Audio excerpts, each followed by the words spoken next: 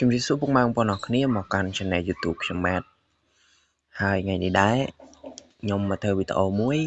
ដែលតាក់ទងជាមួយនឹងយើងប្រើទូរស័ព្ទចាស់ប្រភេទ Android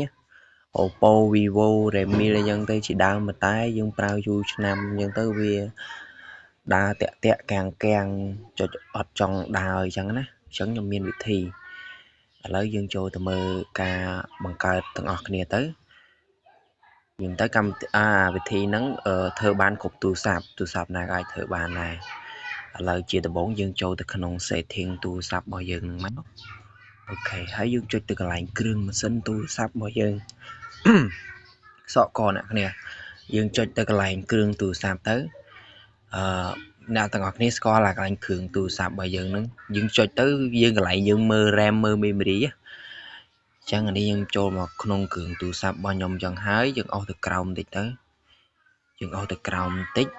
យើងរកកំណែវាមានច្រើនអញ្ចឹងបងប្អូនអាចនឹងច្រឡំអញ្ចឹងបងប្អូនមើលមួយអានេះមិនមែនទេយើងមកនេះកំណែអំពីកំណែចុចចំនឹងមកហើយយើងបងប្អូនចុចរកមើលបង្កើតកំណែអូខេបងប្អូនចុចចំនឹងមកចុចឲ្យច្រើនដងមកអូខេបងប្អូនចុចច្រើនដងហើយវាលោតអក្សរអញ្ចឹងហើយបងប្អូនចេញវិញមកអូខេចេញវិញអស់អូខេហើយបងប្អូនអស់ទៅក្រោមអស់ទៅកន្លែង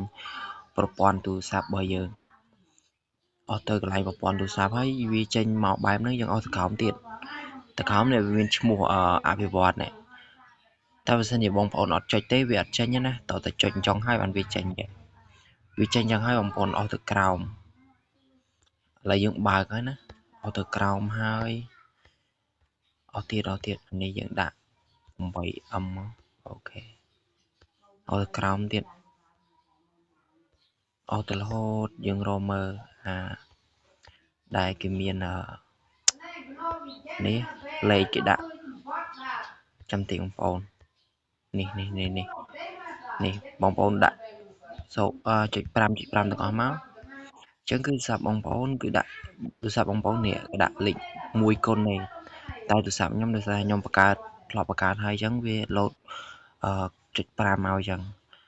ចឹងវីដេអូនេះអត់មានន័យសារទេគឺមានតែប៉ុណ្ណឹងបងប្អូនអរគ្នា